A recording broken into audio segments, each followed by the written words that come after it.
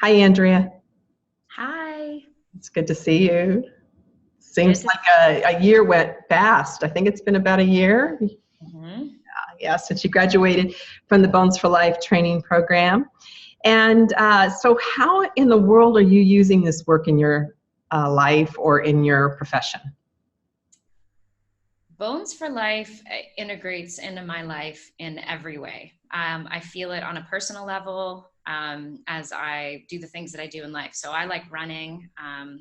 I want to stay injury free. I want to stay like anti-gravity springiness in my life. I want to keep my knees healthy and my ankles healthy. And um, I think about it often when I'm doing my own things, hiking or being with my kids. I think about it when I look at my children as growing athletes. So how they're being trained and how their bodies are shaping inside of their athletic endeavors.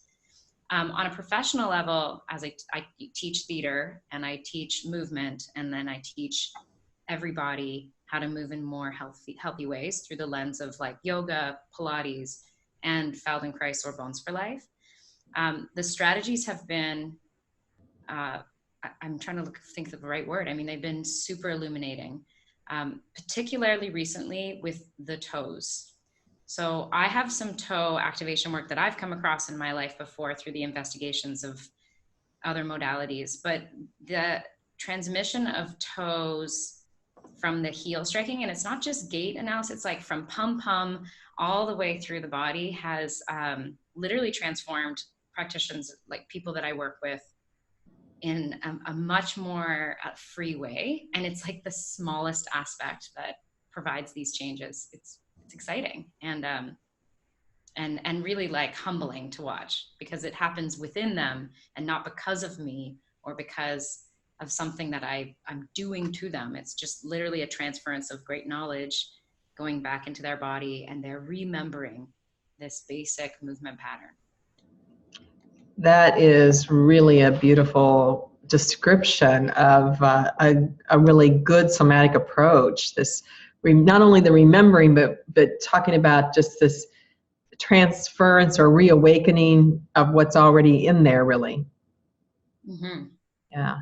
And when you referred to pum pum, just for anybody who's just hearing this for the first time, we have something in Bones for Life called bouncing on heels.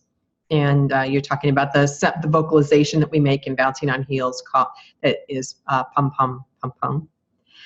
So, what kind of clients do you work with?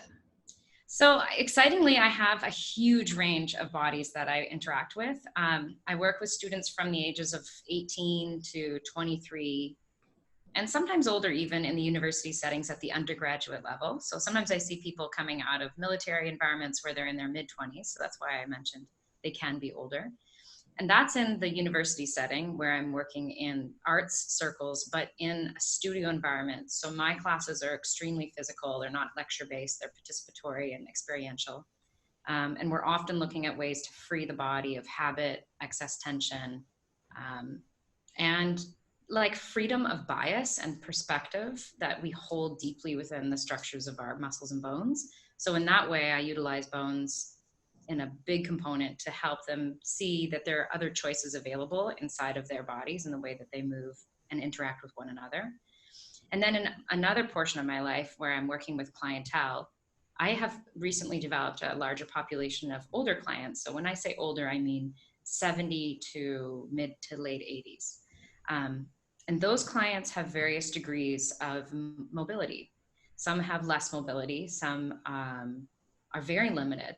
And in my less mobile clientele, I find the uh, repertoire of Bones for Life like an unending supply of material for me to access, from small range movements of the neck to incredible amounts of versatility through shoulder blade movement patterns. Um, there's bouncing on heels and rotation that I utilize on an often basis. And then towards the end of my training with you, Cynthia, you really illuminated wave and axis as like a key component to my ability to step into the work. And I took that on as something I needed to become more familiarized with so that I could use it at any point. And lately I've been using it a lot, and it's incredible. I mean, I feel like both axis and wave, which are key components to Bones for Life, are they're so not just important, but they're so I'm trying to find the right words, because it's like kind of, it doesn't have, I don't have the right words for it. They're like everywhere, right? They're sitting, they're in the journey of standing, they're in the journey of going down to touch the floor or to pick up my shoe. I see responses in the neck differently now because of the way that someone is tying their shoe and the way that I'm looking at their wave in their back. Or so sometimes now I'll integrate small aspects of wave inside of my university classes as we're just becoming present. And I love articulating the spine in those different patterns. And I think it facilitates presence and somatic awareness, right? Experiential understanding of the body in space. Mm-hmm. And I think it's not a big surprise to people that Bones for Life would apply for, would have a nice application to people who are older. And that's certainly true. But you also started out this discussion by talking about how you were using it really even with your children. And then in your university practice, I think your students are probably more like 20 Yes. years old? Yes. So the university classes are age ranged between 18 to mid-20s. Yeah. And then I use Bones for Life always with them. Actually, I could give you an anecdote that I think is tremendous. So I taught at Xavier University. I have an Acting 1 class. I had a student in my class who was part of the cross-country running team. So he would come in the fall semester completely blown out from his practice. I mean, his body was just so tired. This is a high-performing athlete who's training really rigorously. So when he would enter into my space, honestly, some days he could barely move. Like his thighs were overworked, his back was overrun. And he was quite rigid in his whole self, trying to deal with, quite honestly, in my eyes, the trauma that had just been inflicted on his muscle. So we would work really gently on like pelvic orientation, or sometimes I would even like not change my class, but accept that presence of that body into my class structure, which is somewhere between 15 to 25 students, and then bring everybody into a place where we can allow this settling, and like as opposed to the fear of like being in pain body, right? And as he would settle, he would begin to feel, you know, the aspects of natural movement that were available to him. And so he'd come into the space like a robot, and he would leave as this interconnected, massive body with movements in his shoulder blades and pelvis and legs, right? So I could really see the transformation. And sometimes we'd talk after class. He'd be like, why do I feel so much better? You know, like, how do you do that? How do I do that? Mm-hmm. And I would say, you know, do you ever think about your neck when you're running? Or do you ever think about where your shoulder blades are in contrast to your hip bone? He's like, I only think about the speed and the fact that I want to get, you know, to the other side faster than the guy beside me, you know? So I'm like, okay, so what else? What about your heel in relationship to your front arm? Or, you know, so it was just really nice for us to continue that conversation. I learned so much from his body and from him interacting with me.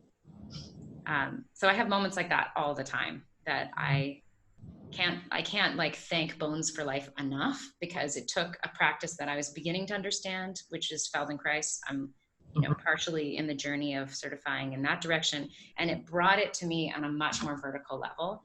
So then I could access a lot of those theories and practices while watching a body move in front of me, rather than just on the floor. Yeah. Yeah, I mean, I think very similar for me when I came to Bones for Life. It just brought it all up into the upright for me. And it also for me gave me, for some reason, I did not get the clarity of patterns in the Feldenkrais work. Maybe it's just because I was so young as a somatic explorer at that time. So it might have just been the accumulation of things. But then Bones for Life, suddenly I went, oh, okay. Now I get these patterns. I get how this brain is really working with mostly very basic archaic patterns, and then builds this incredible repertoire from there that, as you've experienced in dance and in acting and all different kinds of ways that humans can choose to, or your young man that you're talking about that was really an extreme athlete. You can do all kinds of things with that basic set of patterns, but if that basic set of patterns isn't really well-tuned and you aren't able to have flexibility within that according to the environment, it can cause a lot of problems. Mm-hmm.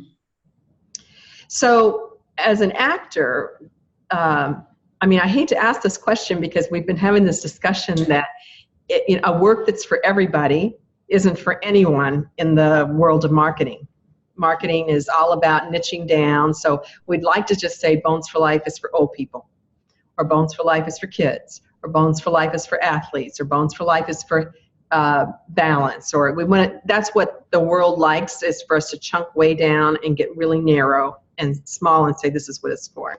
So I'm taking a risk here, but I think you've been finding it has an impact on the, not just, I don't want to say not just how your students or actors feel, but in the actual performance.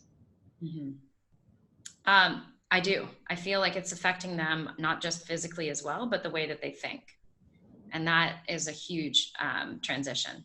And watching my students and learning from them and seeing the way that they change their perspective has affected the way that I'm teaching, like what I'm doing for my master's. So I'm currently writing my thesis inside of an academic paper. I'm gaining my master's in fine arts and interdisciplinary arts, and I'm using the theories of somatic training, particularly Bones for Life, which is the practices that I'm really integrating into my fields, as a conduit of like changing bias within my brain.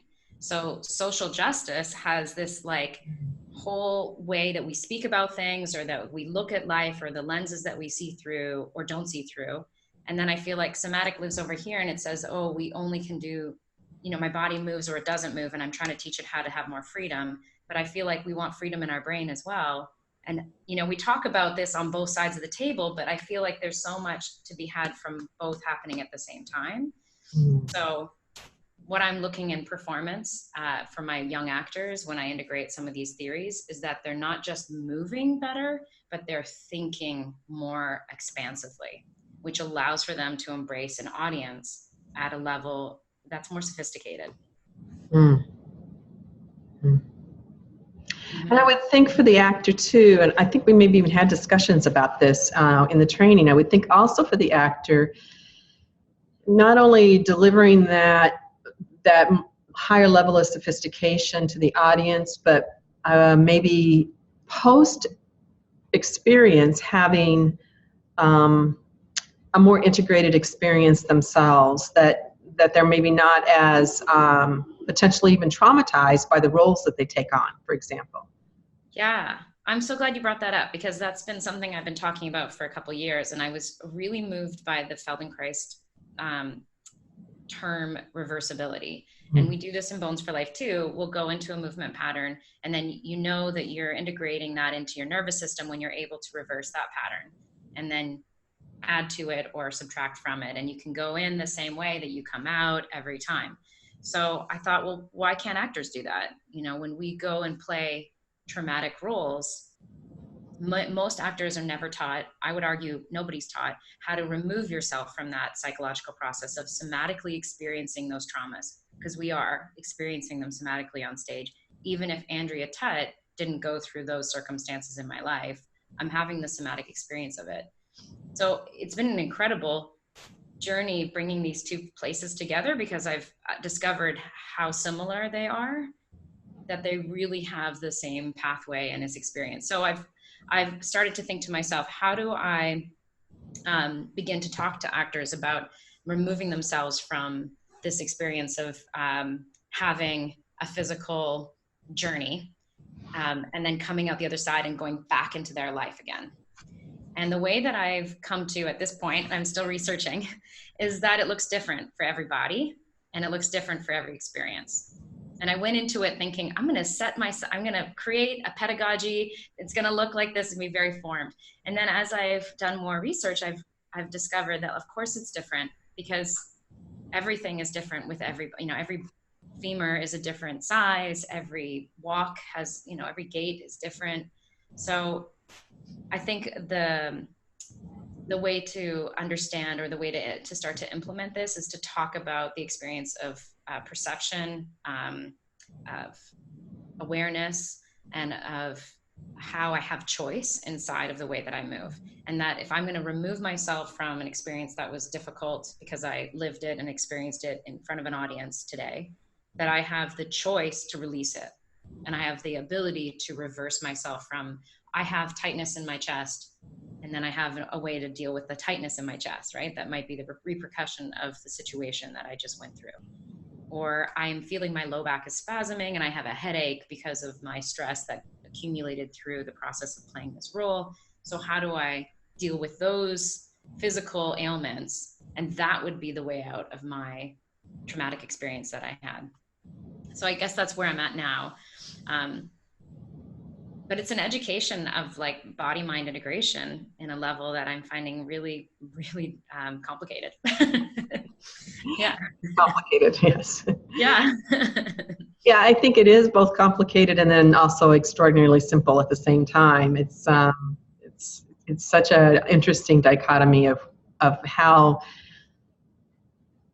basically all human experiences, it's all very similar, and yet it's all very unique at the same time. And the entry points, you have to be flexible enough as a teacher, as a practitioner, as somebody who is helping others to help people find the best entry point for themselves, which Yeah.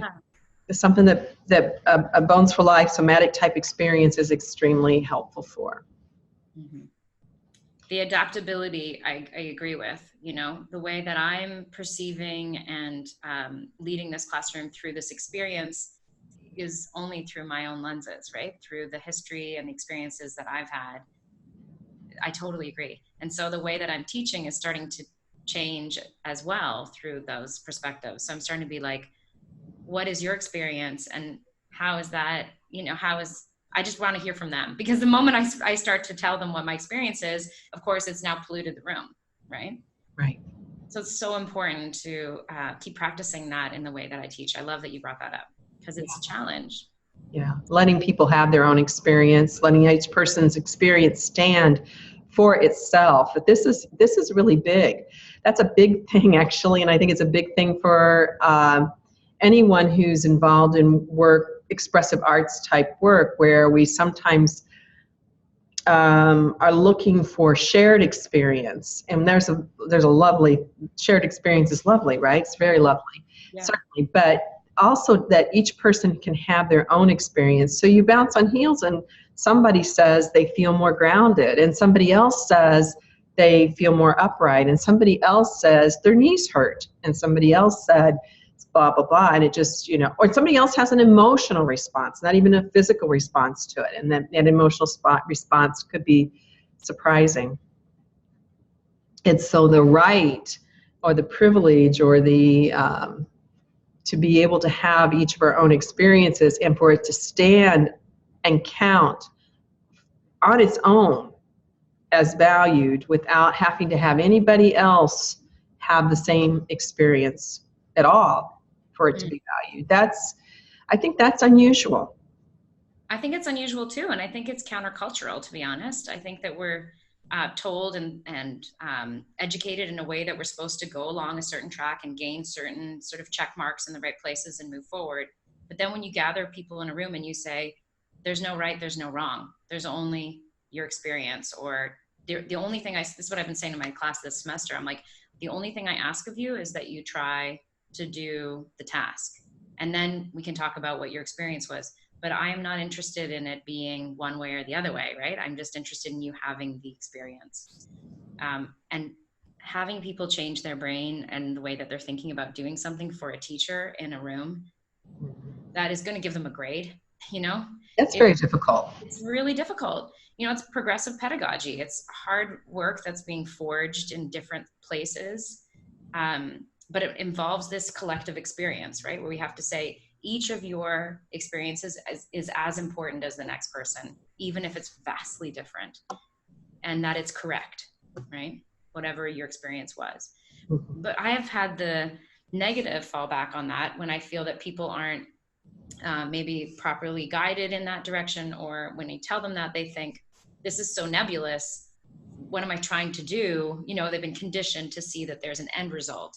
And so I have to get there. And if I don't get to that end result, then I lose the client, or they don't know why they're coming, or, you know what I mean? Why am I paying money for something that I'm just supposed to experience. Like, it can become very elusive. So that is a challenge in this work as well. It is, but it's one of the differences actually between the Feldenkrais work and Bones for Life. So I can go ahead and just draw a difference there, that Ruthie Alon, the creator of Bones for Life, saw that people were not ready to have this open-ended leap where anything was okay, even though anything is okay. And so she gives a structure in her processes that I think holds as a container for people. And that structure does include, we're trying to work with your posture in this process, or we're trying to work with giving you springy, more flexible knees. Now, it can turn out that afterwards people talk about this entire range of experiences, but something about knowing why they're doing what they're doing can free people up to have the experience as well. So it's like, how do you provide enough of a container that it doesn't just feel like you're hanging out there on your own with no idea how you're supposed to make it through the next 15 minutes, which can seem interminable if you're not used to an open-ended kind of exploration. To being able to stay with the process long enough to actually have the room to have something unique. And maybe it helps your posture, maybe it didn't. It turns out, that's what we say afterwards. People say, well, I don't feel like I got any taller. We're like, okay, that's great. But what did you notice? Oh, well, I noticed that my breathing is easier, or I noticed something different about my feet on the ground, or whatever. Yeah, I think what's amazing, I'm flipping channels here a little bit because you're sparking these thoughts in my brain, but when I start a lot of my classes with these 18 to 20-year-old students in the university setting, I say to them, after we've gotten to know each other a little bit and we have some freedom of sharing, who's in pain right now physically, like has some discomfort in their body. And I more than often will get every single hand raised in the room. They'll say my neck, or I have a headache, or I have a low back pain, my feet hurt. There's something going on in their physical bodies. So, I mean, there's a testimonial right there for why this work is important and necessary for these people and these bodies. Yeah. 50 plus years prior to what seems obvious maybe to some, that it's only for older or aging bodies. I think people forget how pained they were in their 20s, because every time I have people in their 20s in workshops and classes, they are the people who are in the most pain and actually have the most movement difficulties. These very young, healthy looking young men and women are really struggling.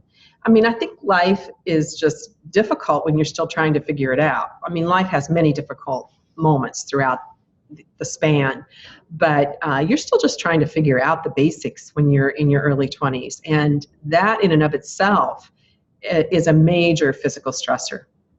Mm-hmm. And stress has such a huge component on our physical well-being. I think we negate the fact that students in their 20s, all by themselves for the first time in their life, dealing with their grades and most of them, the enormity of holding a debt now, accumulating, are bearing that on their physical self. And then they're not treating themselves maybe perfectly, like drinking or going out too much or not sleeping enough or being with, being distracted by other things in their life. On trying to figure out relationships, romantic relationships, friendships outside of a family container. It's a lot to navigate. So a lot. One thing that I utilize a lot, I just want to throw this in the pile before we leave each other, is the greenhouse conditions. So I say that a lot to them when they're lying on the ground and we're doing very small movements. And for them, they'll want to go to sleep, right? They're like, oh, good night. And I'll say, well, we've put you in a place where you have this really optimal condition of finding perfect alignment, because we have your head and your shoulders and your rib cage and your pelvis all in this nice stacked alignment. So, can we find a way to discover where we can find release in these places that are stressed, right? And when they, go to these movements of their chin away from their chest, or when their pelvis is moving, they are able to do so in a way that they find quite restrictive when they're standing upright. For example, right? That's one example. Another one is against the wall, right? So I can get my shoulder blades and perhaps my pelvis to touch the wall, and I can feel that contact base as I start to, maybe do scapular movement or sliding up and down the wall. And that's another platform for greenhouse conditions of bringing my head back in space and finding more uprightness in my posture. So those are really useful terminologies, or like just language phrases that I found them understanding. Like, oh, wow, that's an easy way for me to become aligned, is to lie on the ground. They like that. That's good. Did it make a difference in your own body? Yes. Mind? Yes, in my mind, mostly in my mind, mostly in the way that I approach work. I think I was still harboring a lot of right way, wrong way when I started Bones for Life. Not necessarily in other bodies, but in my body. And that's because of my background in dance as a child and into a young adult. I was taught that there was a right way, and that when I didn't do it the right way, it was nothing but wrong, right? So I was really liberated by the experience of doing things in a way that I was like, this is the wrong way. You know what I mean? Moving my spine in this different pattern felt really different. And then it was very illuminating of how it affected the rest of me. So that's probably the most profound shift in me. Often I think about, I think the processes of gait patterns have really helped me. And that's also inclusive of the only one workshop I've taken with you on gait analysis and the human integral gait patterning. But I see some of that work in the processes of Bones for Life, not the gait stuff, but you know what I mean? I see the interconnections of gait movement. And I just never thought of my shoulder blades and my neck as much as I do now when I walk or when I feel tired.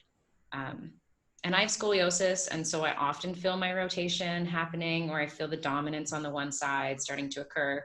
And instead of just like fixing it, because I spent my whole life in places where I fix myself, I try to understand, like, where can I begin this counter movement possibility, or what happens if I go with it, and then can I fall away from that spinal movement that's happening within me. So yeah, physically it's more subtle, but huge shifts in the way that I perceive myself. Mm-hmm. Thanks.